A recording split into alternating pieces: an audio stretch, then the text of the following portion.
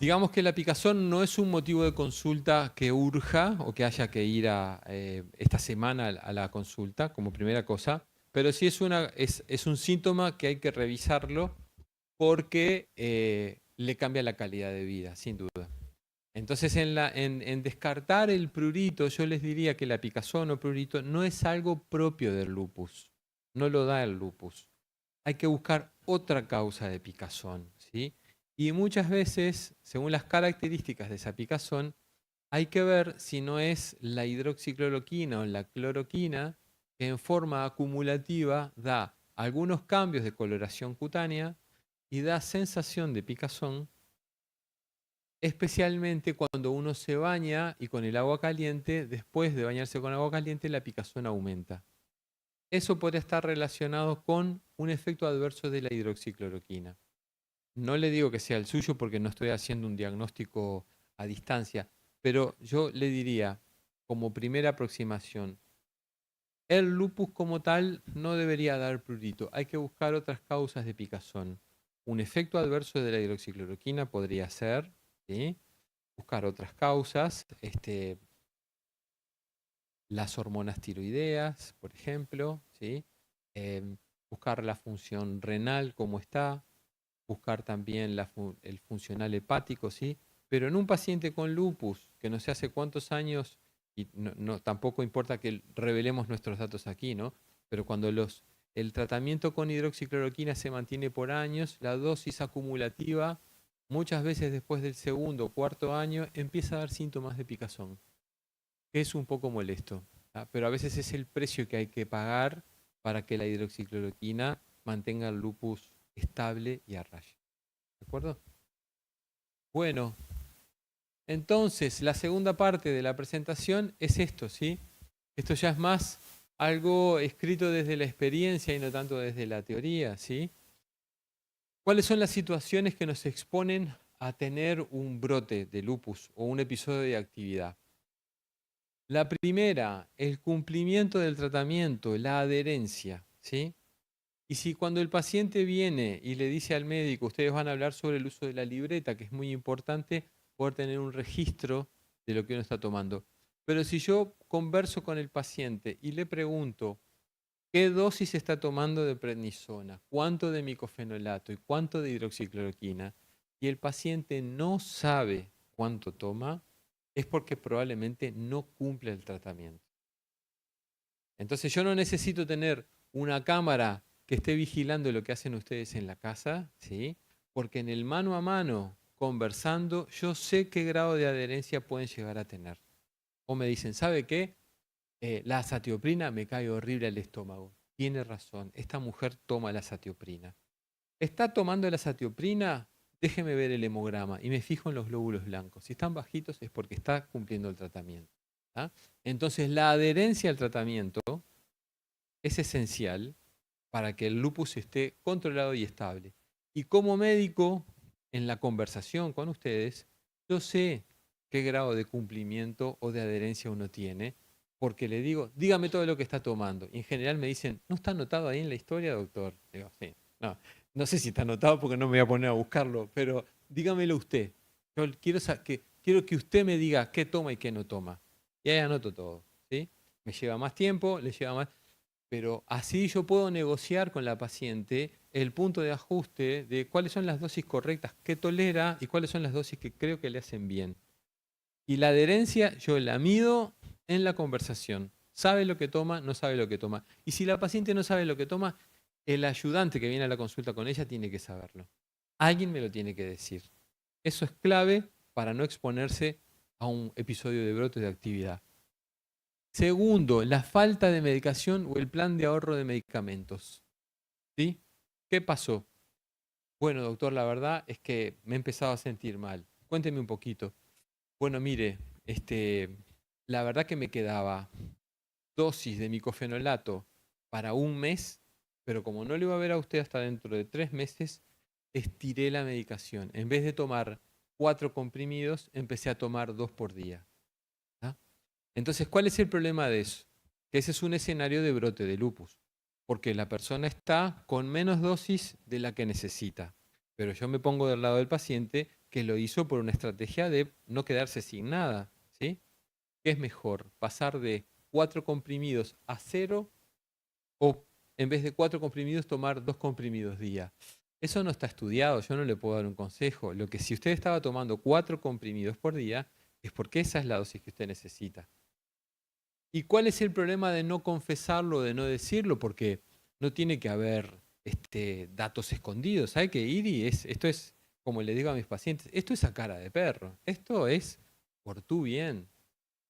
¿Desde hace cuánto que no estás? Porque cuando me dicen, hace un mes que estoy sin dejé hace un mes el Evoquin, la hidroxicloroquina. Un mes no, hace 3 meses que lo dejó. ¿Sí? Entonces yo necesito saber el dato. Y si están haciendo economía de fármacos para ahorrar medicamentos, para estirar hasta la otra consulta, y yo no me entero de eso, eso la predispone a la mujer o al paciente hombre a que yo diga, este fármaco no sirve. Porque ya hace un año que lo toma, es el tercer episodio de brote, entonces este fármaco lo doy de baja porque voy a probar con una segunda estrategia. Cuando la corrección era utilizarlo en la cantidad apropiada. ¿Se entiende? Entonces la economía de medicación, que es una estrategia que el paciente la usa para poder llegar a la siguiente consulta, porque por un problema o por otro a veces no se llega, eso hay que resolverlo de otra manera. Hay que ir al médico de medicina general, hay que llamar o hay que pasar por cualquier consulta y decir, mire, me estoy quedando sin medicación. Es muy importante, es como la medicación para un paciente que tiene problemas de salud mental. No se puede quedar sin medicación porque se descontrola y es peor para él y para la familia. Con el lupus es más o menos así. No se puede bajar la medicación a voluntad por un problema de un plan de economía. Porque tengo el riesgo de decir, este paciente con esta dosis no anda, lo cambio a otro fármaco y nos perdimos un tratamiento. ¿Se entiende? ¿Sí? O sea que el plan de economía de fármacos, de ahorro de medicamentos, es un escenario donde uno dice, estoy con un empuje, esto es porque bajé la medicación. No hay misterio, ¿eh? ¿Ah? Doctor, hay Después, preguntas sí. desde la página de YouTube. Acá estoy, voy a leer las preguntas. Sí, Perdón, doctor. sí, sí. Dice Cecilia, ¿qué pasa, doctor, cuando el médico de atención primaria no hace la correspondiente derivación con el especialista por falta de conocimiento o capacitación en estas enfermedades tan complejas? Y otra pregunta dice, a mí también me sangró la nariz este mes, nuestro calor es muy fuerte. Y otro dice, ¿la picazón de la piel es normal? Bueno, la picazón de la piel en el lupus no es normal y tampoco sería por el lupus. Hay que buscar otra causa. La piel muy reseca, el hipotiroidismo, los efectos adversos de los fármacos. El sangrado de la nariz, bueno, son múltiples las causas que lo pueden provocar. A mí la que más me preocupa es la presión arterial. En un paciente con lupus es un hemograma para ver las plaquetas y el control de la presión arterial. Después podemos ver si es inflamación por una cosa respiratoria crónica, etcétera. Es muy difícil responder una consulta, es simplemente una orientación. Y después, bueno, lo ideal sería que cuando un paciente detecta cuando un médico detecta que hay riesgo de actividad de lupus, y no le queda claro cómo definirlo, se contacte con un colega, aunque sea telefónicamente, o que llame al laboratorio clínico y le diga, mira, tengo un probable paciente con lupus, necesito que lo estudien de manera urgente. O sea, es lo que vamos a ver en la charla de enfrente, ¿sí? Cuando, en la siguiente etapa del curso, donde hay que generar un sistema de microgestión. Cada colega tiene que saber qué otro colega es capaz de responder. Yo ya tengo un reumatólogo conocido que, como decimos nosotros, siempre me da pelota. Lo llamo y siempre me da pelota. Entonces, ese compañero que responde, ese compañero es al que yo voy a llamarlo. Mira, estoy con una paciente así o asá. Mandámela a tal lado que estoy de guardia el viernes. Listo. ¿Sí? O sea que frente a la duda hay que gestionar la consulta. ¿Ah? Bueno, entonces, continuando por acá, el tabaquismo. El tabaquismo es un escenario que predispone al brote de lupus. ¿Por qué? Porque el tabaco, el fumar, anula el efecto de la hidroxicloroquina. Y nosotros sabemos que todos los pacientes con lupus deben recibir hidroxicloroquina. Salvo que haya una contraindicación, todos los pacientes con lupus deberían estar tomando cloroquina o hidroxicloroquina, depende de lo que se acceda. Y el tabaco, el tabaquismo, ¿sí? El tabaquismo moderado, es capaz de sacar la mitad del efecto de la hidroxicloroquina. Entonces, estoy tomando medio comprimido de hidroxicloroquina por día y fumo de manera incontrolada. Es como si no tomara nada. ¿Sí? Entonces, en las personas que tienen un lupus que da muchos brotes cutáneos, el tabaquismo es lo peor que le puede pasar. Porque fumando va a bajarle el efecto de la hidroxicloroquina y va a estar más expuesto a riesgo de brotes en la piel. Así que fumar y tomar hidroxicloroquina es anular el efecto. ¿De acuerdo? Entonces, fumar baja el rendimiento del tratamiento en el paciente con lupus y los expone a más brotes. Pero si yo tomo la hidroxicloroquina todos los días, sí, pero ¿cuánto fuma? Un paquete, un atado, una caja y media de cigarrillos por día. Digo, es una locura. Por su salud cardiovascular y porque le saca el efecto a la hidroxicloroquina. ¿Tá? Y después, tres cosas que son más conocidas porque son clásicos que generan brotes de la actividad lúpica, ¿sí? Que son las infecciones bacterianas, no la infección urinaria baja, pero sí la infección urinaria alta, con dolor, con fiebre, la neumonía, ¿sí? Las infecciones respiratorias bajas importantes, son desencadenantes de brotes de lupus. Lo mismo la situación vital estresante, una pérdida de un familiar, una pérdida de trabajo, una mudanza, un conflicto familiar, los problemas con un hijo que se sostienen en el tiempo. Todo ese estrés favorece que la persona pueda tener un episodio de actividad. No quiere decir que la provoque, pero sí ayuda a la predisposición. Todos vivimos con el estrés. El asunto es poder manejarlo correctamente. Es aceptarlo y poder trabajarlo correctamente. O sea que las situaciones de estrés son de riesgo para tener un brote de lupus. Las infecciones bacterianas lo mismo. Y después los cambios hormonales que la mujer vive, ya sea con un embarazo, con un aborto o en el puerperio. Esas oscilaciones rápidas de cambios hormonales son disparadores de la actividad de lupus. Es muy frecuente que la mujer perciba cambios a nivel de las articulaciones o de la fatiga 6 meses después de su último parto. Entonces tienen que estar atentas a que son escenarios, son periodos de mayor riesgo. ¿Tá? Y hasta por acá iría, me gustaría escuchar alguna pregunta más si hay. Sí. Es Joggen. Sí, del Sjögren, la enfermedad de Sjögren es una enfermedad autoinmune también que afecta predominantemente las glándulas, ¿sí? Las glándulas salivales, las glándulas lagrimales, ¿sí? Y da un síndrome seco de sequedades de piel y de mucosas. Además puede tener otro tipo de sequedades internas, si se quiere, pero el síndrome de Sjögren es algo frecuente de encontrarlo en los pacientes con lupus. Y no le da más gravedad, solo que es más difícil de tratarlo, porque todas esas sequedades que pueda tener la persona con Sjögren, no hay fármaco que las corrija, por así decirle. ¿Tá? O sea que donde tiene déficit de agua, hay que reponer con un equivalente del agua. Por ejemplo, para sus ojos por síntomas secos hay que usar lágrimas artificiales. La que usted tolere, la que no le dé reacción alérgica. ¿Sí? Dígame, Esclerodermia también. ¿qué pasa con la esclerodermia? ¿Podías enseñar un poco?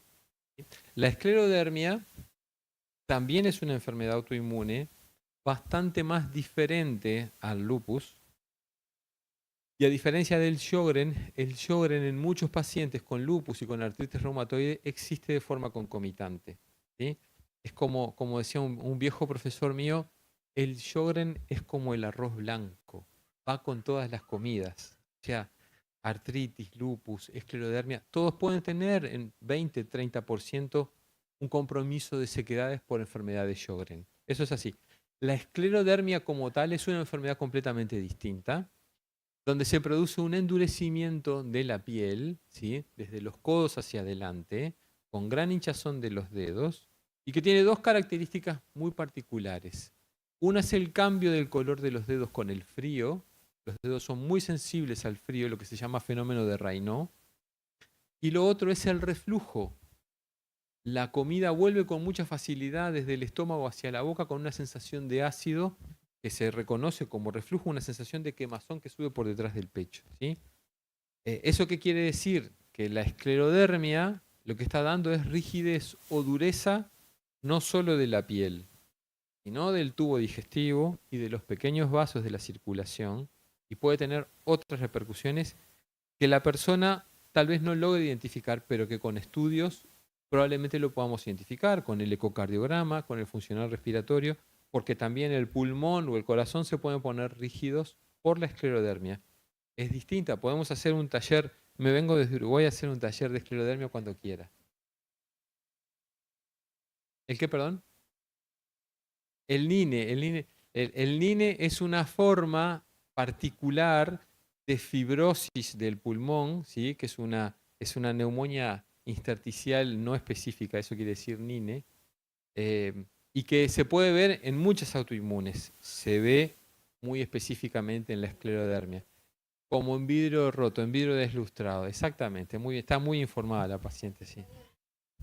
Y todo eso tiene. Bueno, después conversamos si quiere, sí, con todo gusto, ¿sí? Hay Encantado. preguntas del YouTube también, doctor. Si quiere que le lea las preguntas del YouTube. Una dice, hola doctor, ¿por qué cuando estoy muy preocupada o nerviosa mi pie siento muy caliente? Y la otra pregunta dice, a mí me da mucha fatiga por periodos, el estrés en el trabajo y siempre en esos periodos descubro que tengo baja vitamina D. Mi doctora me dijo que la vitamina D baja es común en pacientes con lupus. Bueno, a ver, la vitamina D es baja en una gran proporción de las personas que habitan el Uruguay y el Paraguay. ¿Tá? O sea que lo de la vitamina D baja es algo muy generalizado, ¿sí? En los pacientes con lupus en particular está baja, porque como el paciente con lupus correctamente evita la exposición solar, tiene menos conversión de la vitamina D desde lo que es la piel a la forma activa, y entonces en el paciente con lupus hay que suplementar con vitamina D cuando uno la mide y la detecta baja. Si no, no sería necesario. ¿Ah? Y después las situaciones de estrés generan fatiga, ¿sí? Y la fatiga esa, en un estrés crónico, hay que valorarla adecuadamente con estudios de sangre, a ver si corresponde a un episodio de actividad, de brote de lupus, medir las proteínas en la orina, medir el complemento, medir los anticuerpos anti-ADN, etc.